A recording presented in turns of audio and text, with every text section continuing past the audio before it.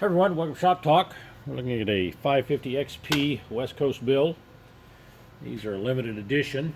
I will be making some more of these after the first. I am retired from the internet from doing most all the repair work. I do sometimes build a limited amount of these chainsaws. And after the first, you can email me, and I'll give you that email after the video here. And maybe I'll get you one of these. But anyway, this one here is West Coast build. It's got the custom exhaust on it, decked, ported. I'll fire that up and let you listen to it.